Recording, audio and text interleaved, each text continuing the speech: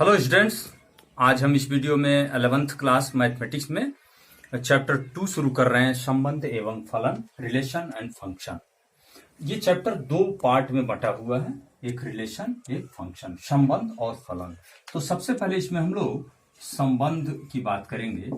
वैसे हम अपने दैनिक जीवन में बहुत से संबंधों को जानते भी हैं, पढ़े भी हैं। हम व्यवहारिक जीवन में ऐसे जैसे देखें कोई संबंध, जैसे भाई का संबंध, पिता का संबंध, माता का संबंध, जैसे ये संबंध दिखाने। जैसे मान लो हम कहते हैं रमेश भाई है मोहन का, तो मतलब जब कोई भी संबंध हम बनाएंगे तो कम से कम दो व्यक्ति चाहिए या दो राशियां, दो वस्तुएं। इसी प्रकार हम गणित में संबंध की बात करते हैं, दो अंकों के बीच में संबंध, जैसे 2 और 3 है तो हम कहेंगे 2 छोटा है 3 से, लेस का संबंध। कोई दो राशियां a और b बराबर हैं, उसमें भी संबंध। तो कोई भी संबंध हम करेंगे, स्थापित करेंगे, तो वहां दो राशियां होनी चाहिए।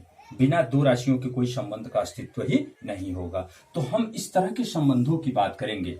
तो जब दो संबंध लिखेंगे, स्थापित करेंगे हम, तो 2 और 3 जैसे लिखते हैं, तो इसको हम ऐसे लिखेंगे क्रमित युग्म के रूप में। इसे हम बोलेंगे क्रमित युग्म। तो सबसे पहले संबंध पढ़ने से पहले हम एक टॉपिक यहाँ आपको बताते हैं, क्रमित युग्म। पहले इसको आप समझ रहे हैं, उसके बाद हम संबंध को शुरू करते हैं। ऑर्डर्ड पेयर, ऑर्डर्ड पेयर, पहले हम इसको बताते हैं।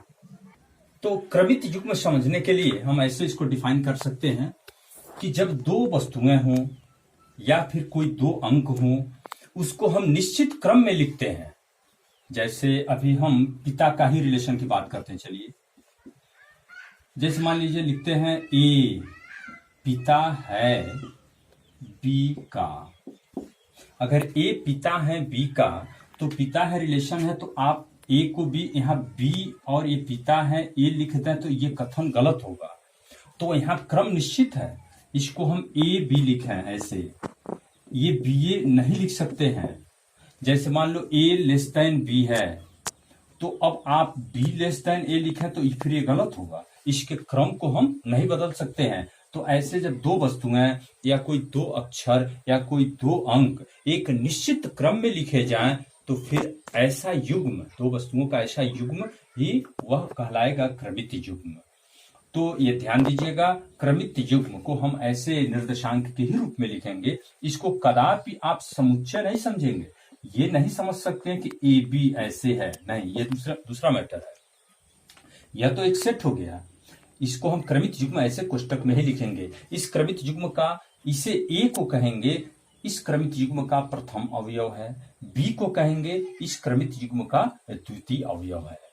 तो ये ध्यान दीजिए, क्रमित युग्म में दो वस्तुओं का निश्चित क्रम होना निश्चित है। तो ऐसे युग्म को ही हम क्रमित युग्म कहेंगे। तो इस प्रकार अगर हमें परिभाषा लिखना हो क्रमित युग्म का, तो ऐसे लिखेंगे कि जब दो वस्तुओं को निश्चित क्रम में लिखा जाता है, तो इस प्रकार प्राप्त होने वाला युग्म क्रमित युग्म कहलाता है। तो आप क्रमित युग्म का पहला अवयव, दूसरा अवयव, इन सभी बातों को समझ चुके। अब ये ध्यान दीजिए, अगर दो क्रमित युग्म आपस में बराबर हों, जैसे ए बी एक क्रमित युग्म है, सी डी दूसरा क्रमित युग्म है, ये बराबर तभी होगा जब दोनों के प्रथम अवयव बराबर हों, यानी ए इक्वल सी तथा द्वितीय अवयव अलग अलग बराबर हों, बी इक्वल डी। इस पर आधारित एक क्वेश्चन आपके एक्सरसाइज में भी मिलेगा भी। ऐसे कहेगा कि यदि, जैसे ये उदाहरण हो गया आपका, यदि यक्ष प्लस 1 2 इक्वल 3y, तो ऐसे पूछेगा यहाँ यक्ष और y का मान ज्ञात कीजिए। तो यहाँ देखें दो क्रमित युग्म बराबर है, तो इसका पहला अवयव क्या है, यक्ष प्लस 1, इसका पहला अवयव क्या है 3, ये दोनों बराबर होगा तभी यह बराबर हो सकता है। और 2 इक्वल y होगा, तो यहाँ से यक्ष इक्वल 2 हो गया और y इक्वल भी 2 हो गया। तो ऐसे में एक एक नंबर के ऐसे सवाल है, यक्ष इक्वल 2, y इक्वल 2। समुच्चयों का कार्तीय गुणन, इसको हम डिफाइन करते हैं कि दो समुच्चयों का कार्तीय गुणन क्या होता है।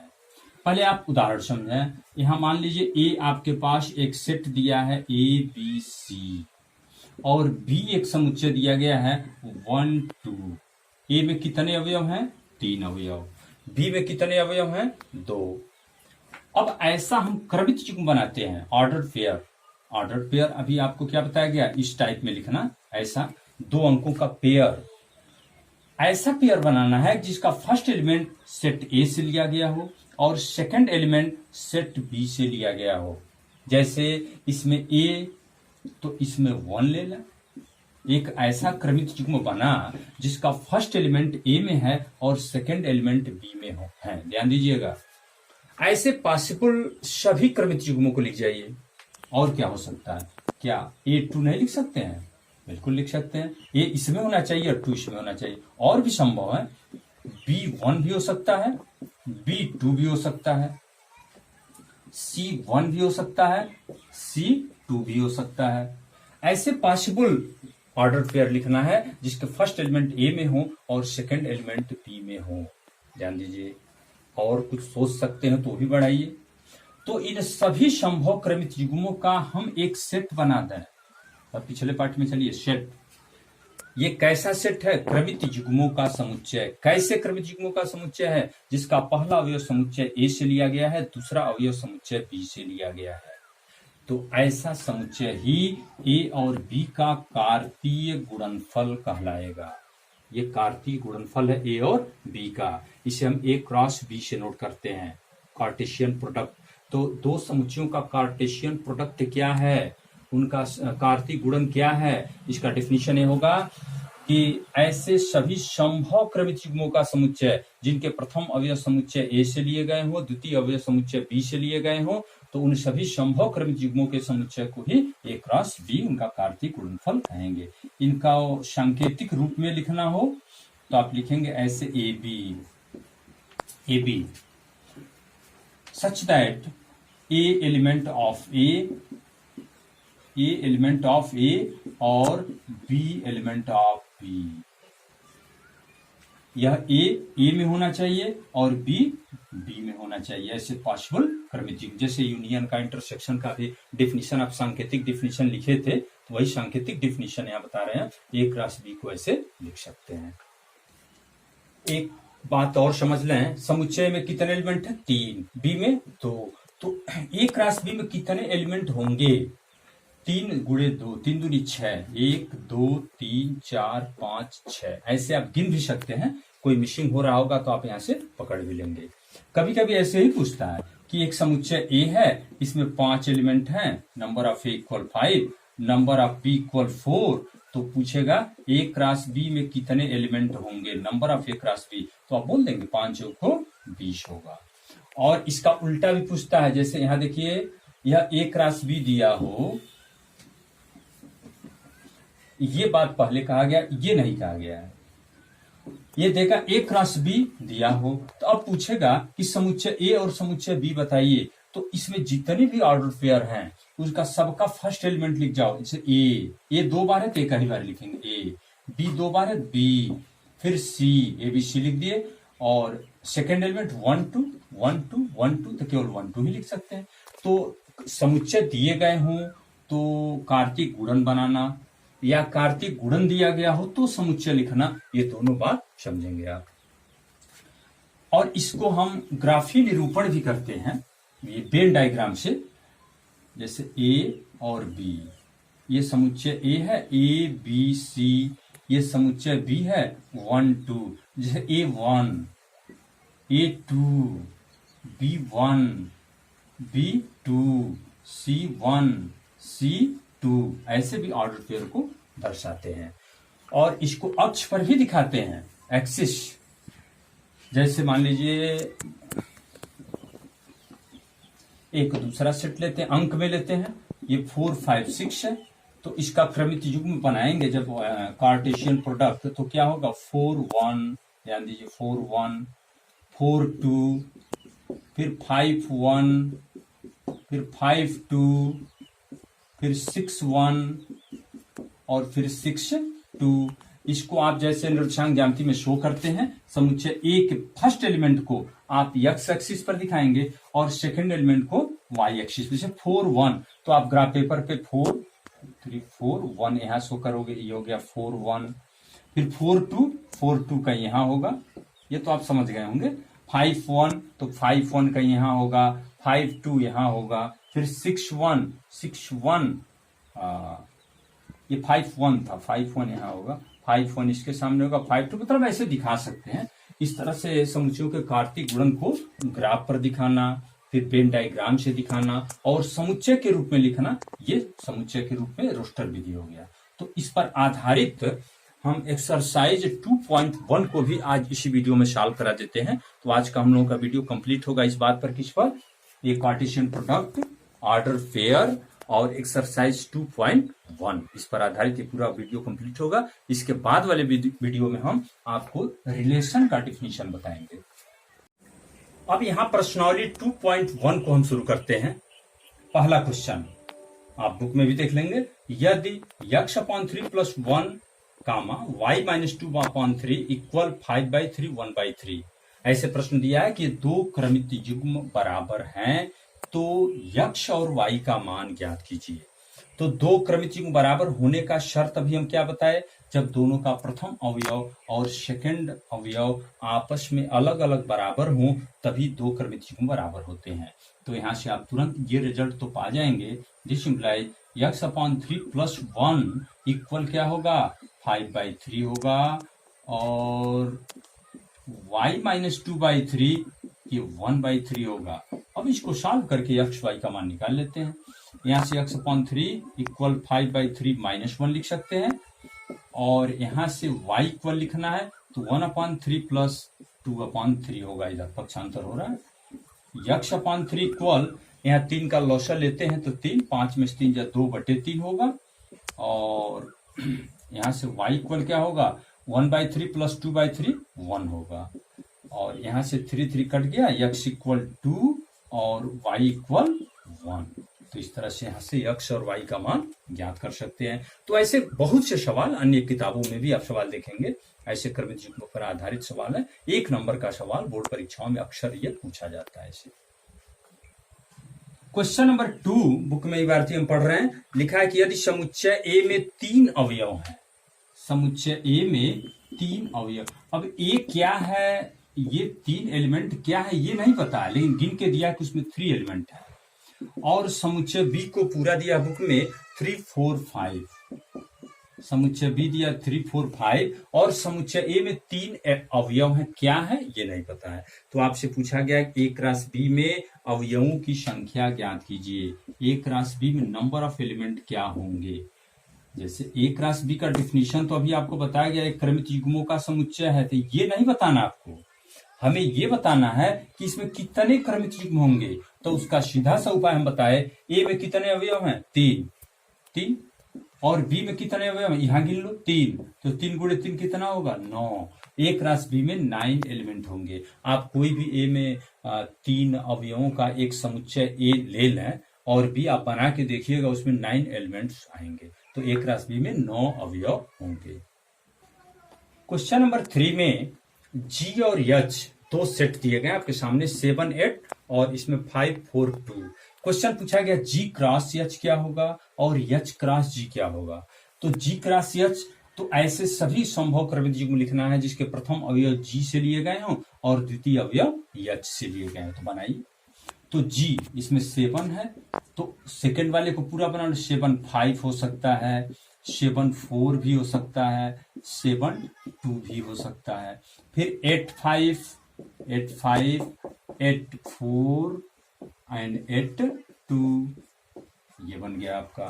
तो इसमें अवयव की संख्या बताना होता तो 2 इसमें है, 3 2 3 6 अवयव, जैसा कि दूसरे क्वेश्चन पूछा गया। तो गिनो 1 2 3 4 5 6 अवयव होंगे। एच क्रॉस जी क्या होगा, एच क्रॉस जी, एच क्रॉस जी, तो पहला इसमें से उठाएंगे आप, 5 7 5 8 4 7 4 8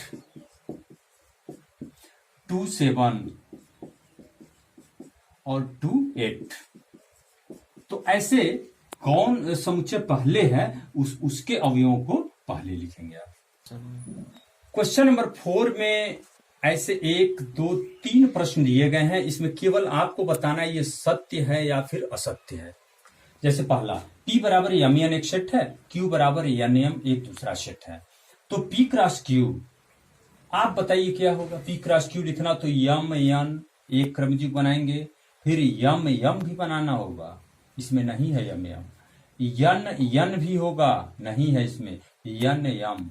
तो केवल 2 ही एलिमेंट है इसमें। वैसे भी देखें 2 इसमें 2 दूनी 4 होगा। तो ये कथन क्या हो गया, असत्य हो गया, ये असत्य है। दूसरा का इबारती लिखा बुक में देखें, हम पढ़ रहे हैं, लिखा है कि यदि ए और बी अरिक्त समुच्चय है, ए और बी और रिक्त मीन्स खाली नहीं है, माने उसमें कोई न कोई अवयव हैं, तो आपको बताना है कि ए क्रॉस बी में ए क्रॉस बी जो क्रमिक युग्मों का समुच्चय होगा वह भी एक अरिक्त होगा। तो जब ये अरिक्त नॉन एम्प्टी है तो निश्चित ए क्रॉस बी नॉन एम्प्टी ही होगा। तो ये सत्य है।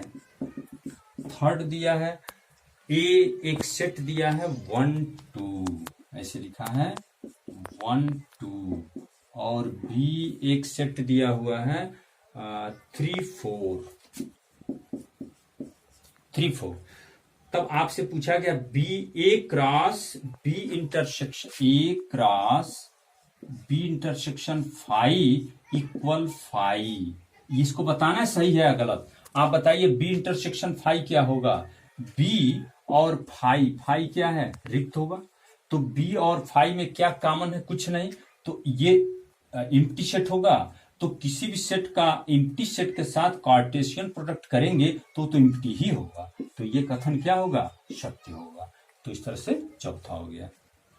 क्वेश्चन नंबर 5 में ए एक सेट दिया -1 1। तो आपसे पूछा ए क्रॉस ए 3 समुच्चयों का कार्टेशियन प्रोडक्ट है। अभी डेफिनेशन तो हम फिलहाल 2 का ही बताए, कोई बात नहीं, 3 है। तो आप इसको ऐसे समझ सकते हैं, देखिए ये -1 1 ये वाला है, और ए फिर ये सेकेंड एलिमेंट भी तो -1 1 ही है, थर्ड वाला भी -1 1 ही है। तो क्रमिक युग्म जब बनाएंगे तो 3 अंक का बनाएंगे। जैसे यहां देखिए 1 -1 1 -1 -1 -1 मतलब फर्स्ट इसमें से लेना है, सेकंड इसमें से लेना है, थर्ड इसमें से लेना है। ये तो ए क्रॉस यही है। अगर ए क्रॉस बी क्रॉस सी होता तो ए बी सी तीनों सेट लिखते। और कितने संभव होंगे, ये -1 और 1 भी तो हो सकता है, -1 1 भी हो सकता है।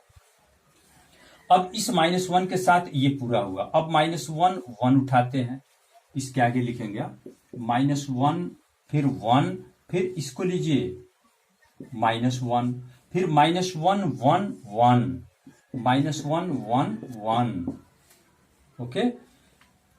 फिर अब इसके साथ, अभी इसके साथ 1 2 3 4 मिल गया। फिर इसके इसी प्रकार अब 1 के साथ -1 -1, 1 के साथ -1 1, फिर 1 के साथ 1 -1, 1 के साथ 1 1, ऐसे 4 4 8 एलिमेंट मिलेंगे। वैसे भी इसमें 2 इसमें 2 इसमें 2, एक राशि फार्मूला वही होगा, 2 × 2 × 2 8 अवयव होंगे। तो शेष 4 यहां आप पूरा कर लेंगे ऐसे। क्वेश्चन नंबर 6 में ए क्रॉस बी दिया हुआ है, क्रमिक युग्मों का समुच्चय। इसमें 4 एलिमेंट हैं, AX AY BX BY। तो इसका उल्टा पूछा, आपसे पूछा गया ए और बी क्या है। तभी आपको डेफिनेशन के दौरान भी हम बताए कि क्रमिक युग्मों का समुच्चय दिया, कार्टेशियन प्रोडक्ट दिया हो तो उसके फर्स्ट एलिमेंट पहले प्रथम अवयवों का जो समुच्चय होगा वह ए होगा। तो प्रथम स्थान पे जो भी अंक है उसको लिख जाओ ए। फिर यहां भी ए है तो एक ही लिखेंगे बी, यहां भी बी है। तो ये तो आप सेट लिख रहे हैं, इसको आप ऐसे भी नहीं लिखते, ये तो क्रमिक युग्म हो जाएगा। बी लिखना है तो सेकंड एलिमेंट यक्ष, यहां देखिए यहां क्या है वाई, यहां यक्ष लिख चुके, वाई भी लिख चुके। तो ए बराबर ए बी और बी बराबर भी क्या हो गया, यक्ष वाई। क्वेश्चन नंबर 7 में 4 सेट दिए हैं ABCD। आप देख लेंगे प्रश्न, आपको सत्यापित करना है। इसे 2 प्रश्न है। पहला ये है, इसको लिखा सत्यापित कीजिए। A cross B intersection C equal आपको वेरीफाई करना है A cross B intersection A cross C. तो हम क्या करते हैं, पहले LHS को लिखते हैं, ए क्रॉस बी इंटरसेक्शन सी। तो ए क्या है, ए 1 2, ओके। और बी इंटरसेक्शन सी क्या होगा, बी और सी में क्या कॉमन है, 1 2 3 4 बी में और सी में 5, कुछ नहीं कॉमन है, ये तो 5 है। तो फिर 1 2 किसी सेट का 5 के साथ अगर कार्टेशियन प्रोडक्ट करते हैं तो ये तो रिक्त ही होगा, इसमें कोई भी क्रमित युग्म नहीं मिल सकता है, मीन्स 5 ही होगा। और RHS की बात करें, RHS क्या है, A cross B intersection A cross C. तो आप क्या करेंगे, पहले ए क्रॉस बी को लिखें, ए यहां पर देखिए 1 2 है और बी 1 2 3 4, तो ए क्रॉस बी क्या लिखोगे, 1 1 1 1, यहां ध्यान दीजिएगा 1 1, फिर 1 2 1 2, फिर 1 3, आप बना सकते हैं 1 4, फिर ऐसे 2 1, यहां देखिए 2 1 2 2 2 3 2 4, ये पूरा लिख सकते हैं, लिखेंगे आप।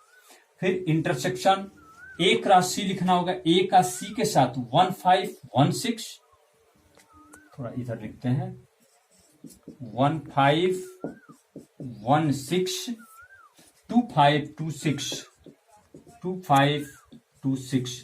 उससे हमको लगता है कि इसमें कोई भी एलिमेंट कॉमन होंगे ही नहीं, तो ये भी 5 ही होगा। आप पूरा बना के देख लेंगे, कोई भी कॉमन नहीं होगा। तो LHS भी 5 आया और RHS भी 5 आया। यहाँ कॉमन मीन्स पूरे क्रमित युग्म कॉमन चाहिए, इसे 1 1, तो यहाँ 1 1 आने का कोई चांस ही नहीं है, क्योंकि सी में 1 नहीं है। यहाँ देखिए सी में 1 नहीं है, कोई भी कॉमन नहीं होगा। तो LHS RHS आपस में बराबर हो गए। सेकंड क्या था, सेकंड भी समझ लें। सेकंड में ये बोल रहा है कि A cross C B cross D का एक उप समुच्चय है, इसको वेरीफाई करना है। उप समुच्चय कब होता है, जब इसका प्रत्येक अवयव बी क्रॉस डी में हो।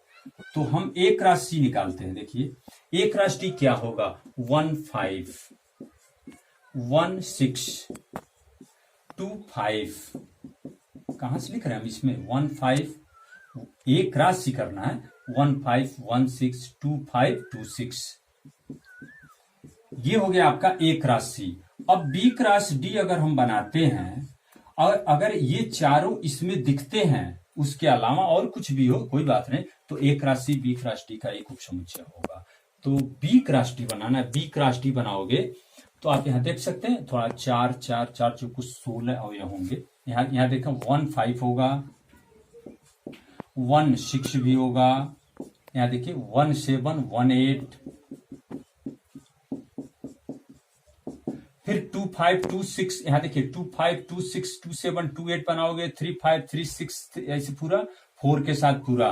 तो 1 5 तो यहाँ दिख ही रहा है, 1 6 दिख रहा है, 2 5 यहाँ बनाएंगे, 2 5 आएगा ही, 2 6 भी आएगा। तो ये चारों एलिमेंट तो इसमें मिल ही रहे हैं इस 16 में, तो फिर अतः ये सत्य हो गया, A cross C B cross D का एक उप समुच्चय होगा।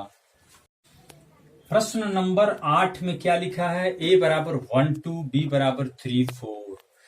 तो आपसे कहा गया कि ए क्रॉस बी लिखिए, कई चीज पूछा गया, पहले एक एक स्टेप देखा, ए क्रॉस बी लिखिए, तब 1 3 1 3 1 4, फिर 2 3 2 4, एक क्वेश्चन इसमें पूरा हो गया। फिर पूछ रहा है उसमें कि ए क्रॉस बी के कितने उप समुच्चय होंगे, इसके कितने उप समुच्चय होंगे, किसी भी समुच्चय के कितने उप समुच्चय होते हैं, ए क्रॉस बी के उप समुच्चयों की संख्या, तो वो तो 2 पे पावर n होता है फार्मूला, तो n 1 2 3 4, 2 पे पावर 4 16, इसके 16 उप समुच्चय होंगे। फिर कह रहा है कि उसकी सूची भी बनाइए, तो सभी उप समुच्चयों की सूची ध्यान दीजिए, एक फाई होता ही है, फिर एक अकेले इसी का बना लेंगे, क्या 1 3 1 3, जो एक क्रमित युग्म लेंगे वही बना लेंगे।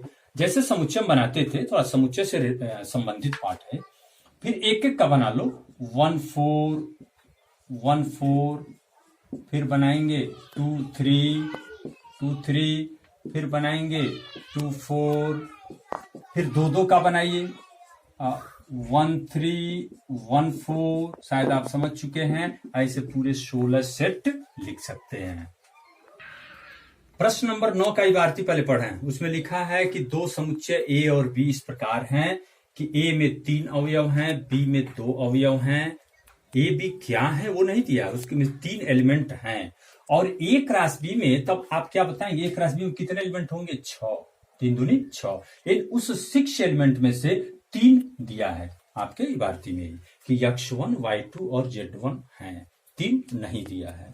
तो केवल इतनी ही जानकारी पर आपको समुच्चय ए और बी को बताना है कि ए और बी क्या हों, कि इसमें 3 एलिमेंट्स होने चाहिए, बी में भी यहाँ 2 एलिमेंट्स होने चाहिए। और बनावे तो वो तो 3 दूनी पूरे ए क्रॉस बी में 6, ऐसे 6 क्रमित युग्म आएंगे। तो ए को लिखते कैसे हैं? Suppose that A cross B बराबर यही हो गया। अभी और इसमें है डॉट डॉट डॉट। तो आप फर्स्ट एलिमेंट को ही यहां लिखते हैं, तो फर्स्ट लिखिए। चलिए यक्ष, यहाँ वाई और यहाँ जेड। वैसे भी जब 3 ही एलिमेंट्स हैं तो 3 तो इतनी ही जानकारी से पूरा हो चुका। बी में क्या है? 2 एलिमेंट्स हैं, लेकिन आप बी यहां से लिखो सेकेंड एलिमेंट है 1 एंड 2, तो 2 एलिमेंट्स तो पूरे हो गए। अब आपसे कहा जाए ए क्रॉस बी को पूरा भी कीजिए तो आप पूरा भी कर सकते हैं, लेकिन आपसे केवल ये पूछा गया ए और बी को लिखिए। प्रश्न नंबर 10 अंतिम सवाल है 2.1 का। इसको बहुत और थोड़ा ध्यान से समझे। इसको इबारती में लिखा है कि ए कोई भी समुच्चय है, ए क्रॉस ए में 9 अवयव हैं और उस 9 में आप में भी दिया कि -1 0 और 0 1 ए क्रॉस ए में हैं। ये 7 और क्या है वो नहीं दिया है। तो इतनी ही जानकारी से आपको बताना है व्हाट इज ए क्या है। तो सबसे पहले हम ये देख लें कि ए में कितने अवयव पॉसिबल हैं।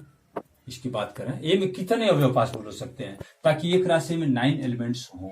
तो 9 आता कैसे? इन दोनों अवयवों के गुणनफल होता है। तो इसमें 3 अवयव होंगे तभी तो 3 गुणे 3 9 हो सकता है। ये तो गारंटी हो गया ए में 3 ही अवयव होंगे, तभी इसमें 9 एलिमेंट्स हो सकते हैं। तो अब 3 अवयव, जब ए में यहाँ 3 अवयव तो दिख ही रहे हैं, -1 0 1, यहाँ 3 अंक दिखाई दे रहे हैं, तो ए में यही 3 हो सकते हैं। और अब इसी 3 को लेके आप एक राशि बना भी सकते हैं। लेकिन कोई बात नहीं, आपसे इतना ही पूछा गया है ए में क्या होगा। कार हमारा ये एक्सरसाइज 2.1 कंप्लीट हुआ। आप लोग इसका नोट्स कंप्लीट कर लें बढ़िया से। हर एक सवाल को लगाइए। फिर अगला हम इसको संबंध को डिफाइन करेंगे, रिलेशन और एक वीडियो फंक्शन। यानी हम लोग प्रयास करेंगे कि इस चैप्टर 2 को 3 वीडियो में ही कंप्लीट कर लें। ओके।